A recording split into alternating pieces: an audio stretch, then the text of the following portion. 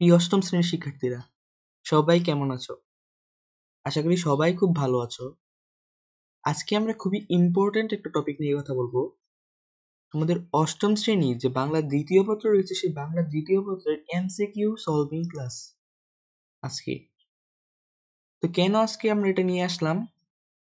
দেখো, তোমাদের বাংলা দ্বিতীয় পত্রের যে এমসিকিউ গুলো আছে, এইগুলো নিয়ে তোমরা অনেক টেনশনে থাকো এবং দেখা গেছে তোমাদের 10টা এমসিকিউ কারেক্ট করতে পারো না, অনেকেই 9টা 8টা বা 10টাও করতে পারো, এর বেশি অনেকে করতে পারো না। তো যার কারণে তারপরে আছে কিছু রাইটিং, এইগুলাতেও তো ফুল নাম্বার দিবে না।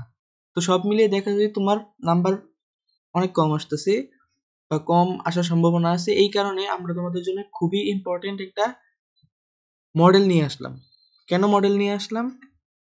দেখো, তোমাদের জন্য যদি স্কুলের প্রশ্ন আনি তাহলে স্কুলের প্রশ্ন অনেক সময় কমন নাও পড়তে পারে, কিন্তু যে মডেল, তোমরা একটা সবচেয়ে বড় ভুল কি করো, তোমরা মডেল সলভ করো না। তোমাদের উচিত মডেলগুলো সলভ করা। যে মডেল টেস্টগুলো যদি তোমরা সলভ করো তাহলে তোমাদের পরীক্ষার মধ্যে কমন আসতে পারে। আমি অনেকগুলো দেখেছি যে সরাসরি কমন এসেছে। যেমন এই যে 7 নাম্বারটা দেখো, 7 নাম্বারটা একটা স্কুলে সরাসরি কমন এসেছে। তারপরে আরো কয়েকটা আছে, আর ওই যে দেখো 3 নাম্বারটা, এটা সরাসরি কমন এসেছে। তারপরে 11 নাম্বারটা, তারপরে এসেছে 14 নাম্বারটা। দেখো, এইগুলা সরাসরি কমন এসেছে স্কুলের প্রশ্ন, তাহলে তোমরা কেন মডেলগুলো সলভ করবে না? তো এই কারণে আজকে আমরা মডেল সলভিং ক্লাস নিয়ে এসেছি।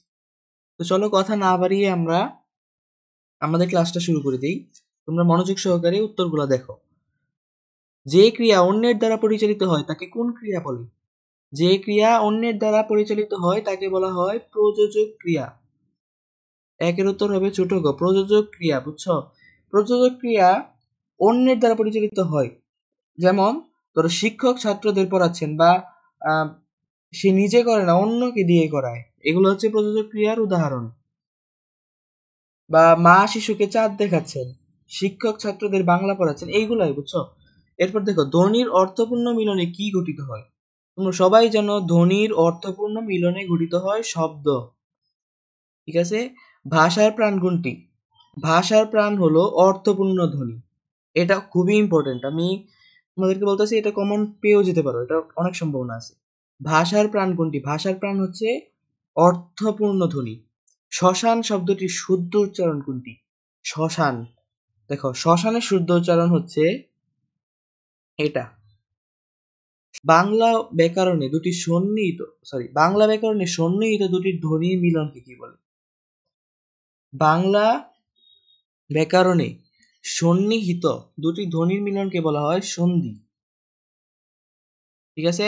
যেমন বিদ্যা যোগ আলয় সমান কি? বিদ্যালয়। অভিধানে শব্দের পর শব্দ সাজানো হয়। অভিধানে শব্দের পর শব্দ সাজানো হয় অক্ষর বিন্যাসে, অর্থের ভিত্তিতে, শব্দের ধারাবাহিকতায়, বর্ণানুক্রমিকভাবে। বর্ণানুক্রমিকভাবে, এটাই কিন্তু তোমার সঠিক।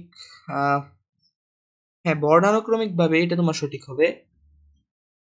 দেখো, অক্ষর বিন্যাসে অভিধানে শব্দের পর শব্দ সাজানো থাকে, অক্ষর বিন্যাসে না। অর্থের ভিত্তিতে সাজানো তো থাকবেই না, শব্দের ধারাবাহিকতায় না, বর্ণানুক্রমিক ভাবে।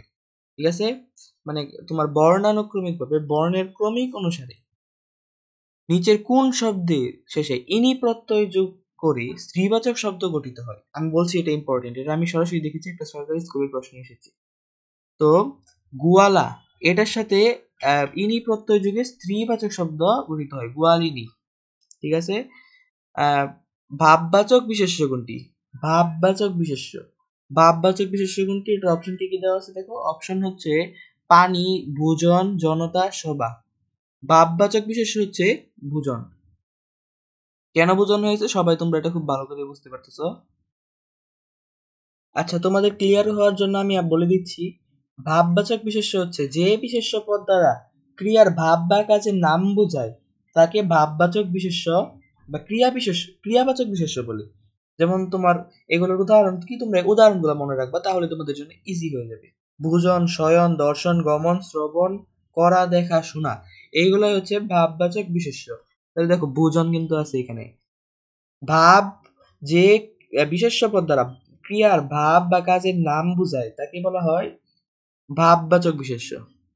ঠিক আছে? এরপর দেখো, নিচের কোনটি অনুভূতির কাল্পনিক অনুকৃতির উদাহরণ? দেখো কুকুরটি ঘেউ ঘেউ করে চিৎকার করছে, এটা আম, অনুভূতির কাল্পনিক অনুকৃতি না।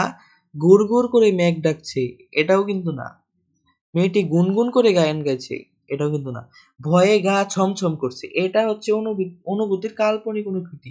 ভয়ে কি তোমার গা থেকে কি তোমাকে বলে যে গা ছমছম করতেছে, বা তুমি কি শব্দ শুনতে পাও যে গা ছমছম করছে? তো এটাই হচ্ছে খ উত্তর কি, নয়ের খ। নয়ের উত্তর কি, খ। ভয়ে গা ছমছম করছে। যিনি পরের উপকার করেন তাকে সবাই শ্রদ্ধা করে, এটা কোন ধরনের বাক্য? এটা একদম ইজি। পরের উপকার করেন তাকে সবাই শ্রদ্ধা করে, এটা হচ্ছে তোমার মিশ্র বাক্য। কেন মিশ্র বাক্য? দেখো তোমরা বাক্যটা আগে দেখো। তো দেখো, তোমাদের কোনো টেনশনের কারণ নেই। মিশ্র বাক্য এটা কেন হলো, দেখো তোমাদের জন্য একটা জিনিস আমি রেডি করছি। এটা হচ্ছে মিশ্র বাক্যের সংজ্ঞা। দেখতে পাচ্ছ মিশ্র বাক্যের সংজ্ঞা এটা। আচ্ছা দেখো, একটি মিশ্র বাক্যে একটি মূল বাক্য থাকে যা স্বাধীনভাবে অর্থ প্রকাশ করতে পারে এবং তার সাথে এমন কিছু অংশ যুক্ত থাকে যা মূল বাক্যের উপর নির্ভরশীল। এই অপ্রধান অংশগুলোকে মূল বাক্যের অর্থ স্পষ্ট করে। দেখতে পাচ্ছ যে এই বাক্যের মধ্যে তোমার মূল বাক্যের সাথে একটা অংশ যুক্ত করে বাক্যটাকে এরা স্পষ্ট করেছে, এই কারণে এটা মিশ্র বাক্য। ঠিক আছে, এরপর দেখো নিচে কোন বানানটি সঠিক? সরস্বতী ভুল, জননী ভুল, ঋষিকার দেওয়া আছে, এটা হবে না। বিদুষী, বিদুষী দেখো দীর্ঘকার, হবে না।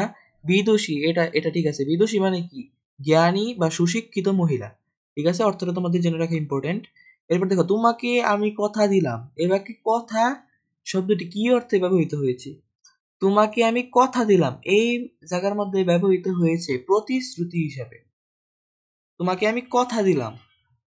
ঠিক আছে, পর্বত শব্দের সমার্থক শব্দ কোনটি? পর্বত শব্দের সমার্থক শব্দ ভূধর। ভূধর মানে কি? পর্বত। সমার্থক শব্দ আর কি, সিমিলার মিনিং। আচ্ছা, খ্যাতি শব্দের বিপরীতার্থক শব্দ কোনটি? খ্যাতি মানে বিপরীত শব্দটা আর কি, সরাসরি বিপরীতার্থক শব্দ কোনটা? অখ্যাতি। খ্যাতি অখ্যাতি, ঠিক আছে। বিপরীতার্থক শব্দ মানে বিপরীত শব্দের মতো আর কি। তামার বিষ, বাগধারার অর্থ কি? তামার বিষ মানে কি? অর্থের অহংকার না, টাকার অভাব না, সামান্য অর্থ, এটা হবে না। আহ তামার বিষ বাগধারা হচ্ছে অর্থের কুপ্রভাব। বাগধারাগুলো ভালো করে তোমরা পড়ে নিবা। দেখো তোমাদের সিলেবাসের ভিতরে যেগুলো আছে এইগুলা থেকে তোমাদের কিন্তু কমন চলে আসতে পারে। তো তোমাদেরকে আমি একটা প্রমাণ দিই। দেখো আমি তোমাকে কি বলছিলাম যে এই যে 7 নাম্বার যে আছে এটা কিন্তু কমন আসছে। তুমি কিন্তু হয়তো ভাবছো যে ভাই তোমাকে এমনি বলছি, আসলে কিন্তু না, তোমাকে 7 নাম্বারটা আমি দেখাচ্ছি কিভাবে কমন আসছে। ঠিক আছে, তো দেখো আমি তোমাদেরকে আরেকটা পেজে নিয়ে যাচ্ছি। এই পেজের মধ্যে দেখো আমি তোমাদের একটা প্রশ্ন রেখেছি, সরকারি স্কুলের প্রশ্ন, সরাসরি পরীক্ষায় আসছে। এই যে সরকারি গফরগাঁও ইসলামিয়া সরকারি হাই স্কুল, ঠিক আছে। তো এই স্কুলের মধ্যে দেখো আমি যেটা মাত্র দিলাম তোমাদেরকে মডেল, মডেল থেকে কোনো চেঞ্জ আছে? অপশন কোনো চেঞ্জ আছে? টেক্সট কোনো চেঞ্জ আছে? সরাসরি কমন।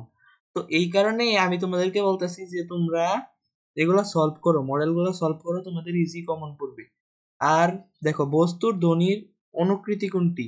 আমরা এর কাছাকাছি একটা পড়েছিলাম, এরকম কিন্তু একটা চলে আসছে। ঠিক আছে, এই দেখো আমরা পড়েছিলাম যে বস্তুর ধ্বনির অনুকৃতি 9 নাম্বারটা আমরা তোমাদেরকে বুঝিয়ে দিয়েছিলাম যে কিভাবে এটা কেন হয়েছে।